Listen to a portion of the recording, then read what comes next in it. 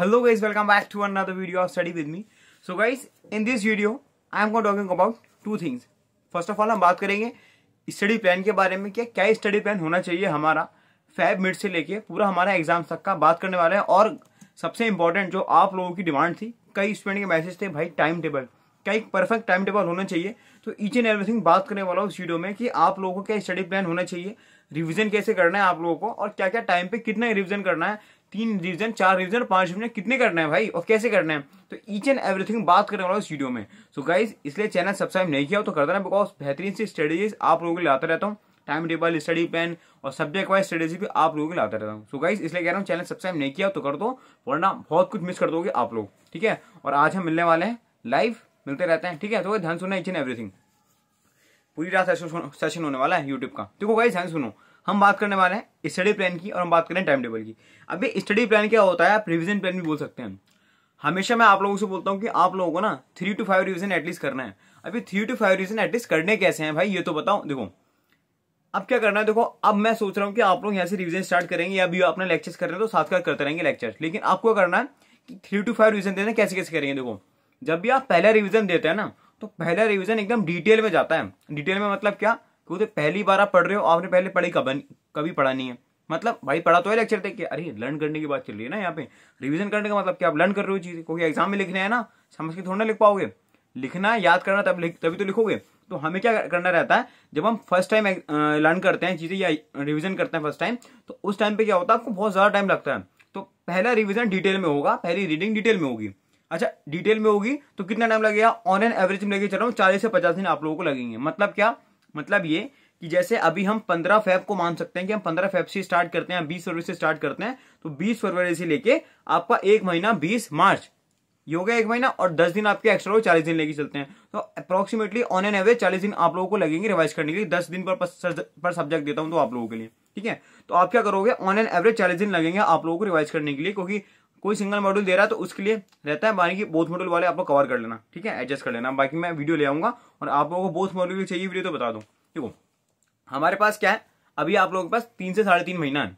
तो आप क्या करोगे, 20 फरवरी को, कि हो सकता है कई स्टूडेंट लेट देखिए वीडियो, आज है 15 फरवरी से मैं आपको बता रहा हूं कि 15 फरवरी से आप लोगों को क्या करना है। देखो 20 फरवरी से लेके 20 मार्च एक महीना हो गया, एंड 10 दिन ऊपर लेते हैं 30 मार्च। तो आप लोगों को क्या करना है, 30 मार्च तक आप लोगों की first reading first revision complete हो जाना चाहिए, ठीक है। अब आप कैसे कर सकते हो, मैं कैसे कर सकता हूं मैं अपना बता देता हूं, ठीक है। मैं एक सब्जेक्ट ही लेता था पर डे, एक सब्जेक्ट लेता था, या कह सकते हैं जब तक मेरा एक सब्जेक्ट का टारगेट कंप्लीट नहीं होता था ना, मैं दूसरा सब्जेक्ट उठाता नहीं था। तो मैं एक सब्जेक्ट लेके चलता था, कोई दो सब्जेक्ट लेना चाहे 2 भी लेके चल सकता है। ऐसा मत करना 7-7 8-8 लेके चलो, वरना खुद कंफ्यूज हो जाओगे, ठीक है। तो आप ऐसे कर सकते हो। अब बता भाई 30 मार्च तक आपने बोला हमारा एक रिवीजन कंप्लीट हो जाएगा, बिल्कुल डेफिनेटली हो जाएगा। अब बात करने वाला है टाइम प्लान क्या होने वाला है, टाइम टेबल क्या होने वाला है, इसकी भी बात करेंगे। पहले आप सुन लो कि हमारा क्या होने वाला है प्लान।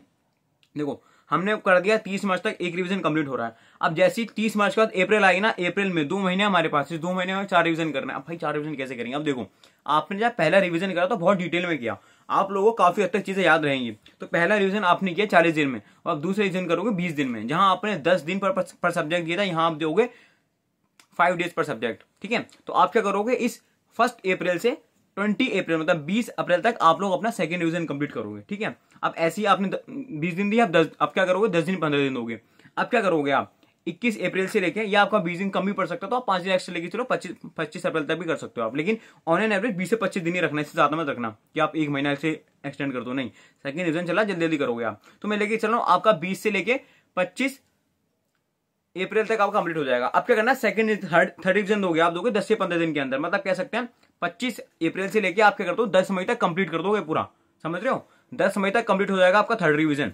15 दिन का दोगे आप, 5-5 दिन सब्जेक्ट करोगे और कम करोगे फिर उसको आप, ठीक है। तो पहला आप करोगे 40 डेज का, फिर आप करोगे 20-25 डेज का, फिर आप करोगे 10 डेज का, ठीक है। तो आप कह सकते हैं कि आपका 15 दिन का लेके चलेंगे तो आपका 10 मई तक पूरा कंप्लीट हो जाएगा 3 रिवीजन। अब बचे हमारे 20 दिन। अभी 20 दिन में क्या करोगे, लास्ट के 10 डेज, ध्यान से सुनना, अभी 4th रिवीजन करना है लास्ट के 10 डेज, मतलब 11 मई से लेके 20 मई तक आपको करना है, ठीक है। अब देखो 4th रिवीजन करोगे, 5वें रिवीजन का एग्जाम टाइम में होगा। अभी मत करना कि भाई 5वें रिवीजन अभी भी करना, नहीं। 5वें रिवीजन पर इंक्लूड जब आप एग्जाम टाइम में करोगे ना, जब एग्जाम डे से एक दिन पहले रिवाइज करोगे, वो 5वां रिवीजन हो जाएगा। तो भाई आपने बोला 20 मई तक हमारे 4 रिवीजन कंप्लीट हो जाएंगे, बाकी के 21 मई से लेके 30 मई तक 31 मई का हम क्या करेंगे, आपको क्या करना है। देखो हमने जो प्लान बनाया ना, हो सकता है कि आपका कोई सब्जेक्ट वीक हो जाए, आपको ऐसा लगे यार मुझे ये टॉपिक आ नहीं रहा है, हो सकता है आपका टॉपिक बार बार याद करने के भी याद नहीं हो रहा हो, तो लास्ट के 10 डेज हमने वहां रिजर्व कर रखे हैं इसके लिए और पास से पेपर्स के लिए, और कह सकते हो बहुत सारी चीजें होती है राइटिंग प्रैक्टिस को, ये आपको लास्ट के महीने में ही करने हैं। ठीक है, राइटिंग प्रैक्टिस कर लो, आप पास से पेपर्स कर लो। ठीक है, ये सारी चीजें आपको करनी है, ध्यान से रखना। ठीक है, सो गाइस और भी बहुत सारी चीजें हैं। अब टाइम प्लान की बात करते हैं। टाइम प्लान क्या होता है, टाइम टेबल क्या होता है, पहले आप लोग समझेंगे ना आप लोग को कैसे रिविजन देना है ये पूरा। ठीक है, आप समझ गए। अब देखो टाइम टेबल कैसे होना चाहिए, मैं कैसे पढ़ता था, मैं आपको अपना बताऊं, चलो नेक्स्ट वीडियो में बताऊंगा। ठीक है, अभी आप लोग इतना सुन लो कि स्टडी प्लान क्या है। स्टडी प्लान आप लोगों को कितना रिवीजन करने हैं। ठीक है, आप लोगों को एटलीस्ट 3 to 5 रिवीजन करना है। 4 रिवीजन का मैंने इस वीडियो में पूरा बता दिया है। ये प्लान फॉलो कर लेना, बहुत हेल्पफुल होगा आप लोगों के लिए। और जिसको जरूरत है ना, जिसके पास टाइम टेबल नहीं है, जिनके पास स्टडी प्लान नहीं है, तो ये आप लोगों के लिए पूरा रिवीजन स्टडी प्लान मैंने बता दिया। आप लोग को इस तरीके से प्लान कर सकते हैं। मैं भी ऐसे ही करता था, टारगेट करता था मैं, एटलीस्ट पहले रिवीजन इतने टाइम में जाएगा, दूसरे टाइम में जाएगा, तीसरे टाइम में इतने टाइम में जाएगा। ठीक है, सो गाइस ऐसे ही ब्यूटीफुल वीडियोस देखने के लिए, नॉलेजेबल वीडियोस देखने के लिए सब्सक्राइब करो चैनल को। So guys if you like the video hit the like button, subscribe the channel, last very guys share as much as you can. मिलते हैं नेक्स्ट वीडियो में। और हाँ, टाइम टेबल चाहिए ना, उसकी भी बहुत जल्द वीडियो ले आऊंगा। कमेंट सेक्शन में कमेंट कर दो कौन से मॉडल के लिए चाहिए, कौन से लेवल के लिए चाहिए। सो guys if you like the video कर दो और सब्सक्राइब कर दो चैनल को, फैला दो अपने दोस्तों में जिसको नीड है। ठीक है, मिलते हैं नेक्स्ट में। Tata bye see you later, all the best for the examination guys. Tata bye see you letter.